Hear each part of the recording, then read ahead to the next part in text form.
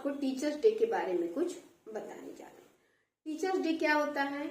Teachers day एक शिक्षक को सम्मानित करना तो है ही, है ना। टीचर्स डे 5 सितंबर को मनाया जाता है। टीचर्स डे कब मनाया जाता? 5 सितंबर को मनाया जाता। बाल दिवस किसके उपलक्ष्य में मनाया जाता? बाल दिवस श्री पंडित जवाहरलाल नेहरू जी के जन्म दिवस के रूप में बाल दिवस मनाया जाता है। और टीचर्स डे श्री सर्वपल्ली राधाकृष्णन जी के जन्म दिवस के रूप में टीचर्स डे मनाया जाता है, जो कि हमारे इसको हम नेशनल टीचर डे भी कह सकते हैं, क्योंकि ये पूरे राष्ट्र में मनाया जाता है। श्री सर्वपल्ली राधाकृष्णन जी हैं, हमारे देश के द्वितीय राष्ट्रपति थे, है ना। इन्होंने देश के लिए बहुत बड़ी और बहुत ही उनका बड़ा योगदान देश के लिए है। तो जब ये सब उन्होंने किया, उन्हें बहुत सम्मानित किया गया। और सर्वपल्ली उन्हें एक सम्मान के रूप में, सर्वपल्ली जो है उन्हें एक सम्मान के रूप में उनकी एक उपाधि दी गई, जिसको कि सर्वपल्ली श्री राधाकृष्णन जी उनका नाम हो गया। तो उनके छात्र छात्राओं ने उनका जन्मदिन आया, तो उनके छात्र छात्राओं ने उनका जन्म दिवस मनाने के लिए कहा। तो जब उनका जन्म दिवस मनाने के लिए कहा, तो उन्होंने कहा कि आप मेरा जन्म दिवस के रूप में आप सभी शिक्षकों का सम्मान करिए। मेरे जन्म दिवस मनाने के उपलक्ष्य में आप सभी शिक्षकों का सम्मान करिए, यही मेरा जन्म दिवस होगा।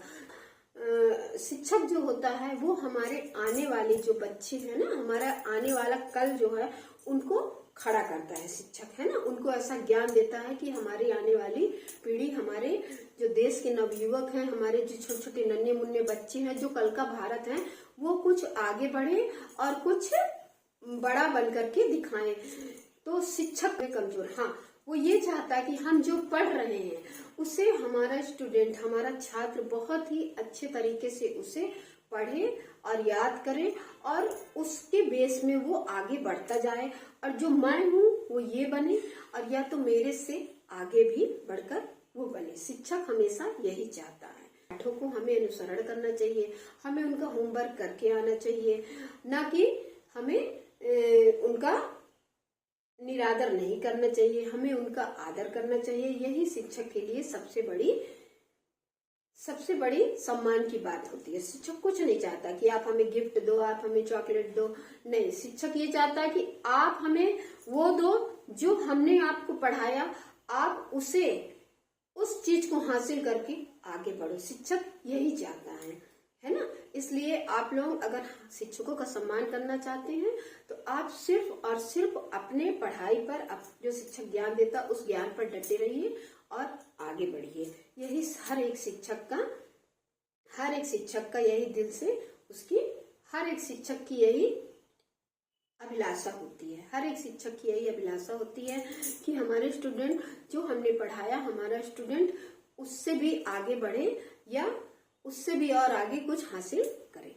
तो ये इस तरह की किसकी, सर्वपल्ली श्री राधाकृष्णन जी के विचार थे, और तब से ये शिक्षक दिवस मनाया जाने लगा। आपने एक दोहा तो सुना होगा, बहुत ही कॉमन दोहा है, गुरु गोविंद दोनों खड़े काके लागू पाए, बलिहारी गुरु आपकी गोविंद दियो बताए, है ना। कि गुरु और गोविंद दोनों खड़े हैं। अब एक छात्र है ना, वो बोलता कि मैं पहले किसके पैर लगूं, तो भगवान कहते नहीं, पहले आप अपने गुरु के पैर लगो, क्योंकि गुरु ही है जो कि आपको शिक्षा का मार्ग दिखाता है, जिससे कि आप भगवान तक पहुंचोगे।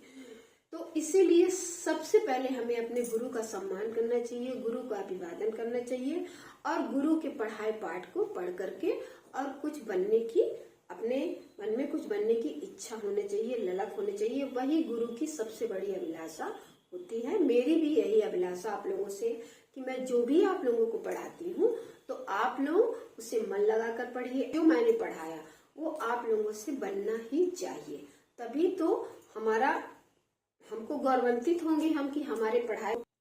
आप लोग शिक्षक दिवस बड़े ही धूमधाम से मनाइए, मगर शिक्षक का मान सम्मान करिए, मगर शिक्षक की पढ़ाए हुए ज्ञान को आप शिक्षक को पढ़ाए हुए ज्ञान के मार्ग पे आप चले, यही मेरी अभिलाषा है। लेकिन बच्चों की सबसे बड़ी गुरु और पहली गुरु उसकी माँ होती है। माँ ही उसको शिक्षा का मार्गदर्शन देती है, माँ ही उसको पहला पाठ पढ़ाती कि आप ऐसे रहो बेटा, ऐसे जाओ, ऐसे भले ही वो विद्या के ज्ञान नहीं देती, मगर और भी चीजों का ज्ञान तो माँ देती है ना। अभी अच्छा एक बात बताइए, अगर बच्चा गंदा रहता है तो क्या पापा लेते हैं उसको? कभी नहीं लेते। कहते जाओ पहले मम्मी सफाई करवा के आओ, फिर हम लेंगे। बच्चा कहेगा घुमाने नहीं, पहले आप जाइए मम्मी से सफाई करवा के आइए, तब हम आपको घुमाने ले जाएंगे, है ना। पिताजी ऐसे कहते हैं। तो माँ जो होती है तो बच्चों का पालन पोषण करने के साथ साथ उनको अच्छा ज्ञान भी देती है। और उसके बाद हमारा द्वितीय गुरु हमारा कौन होते हैं? हमारे शिक्षक होते हैं। जब बच्चे पाठशाला जाने लगते हैं तो उनको गुरु उनका मार्गदर्शन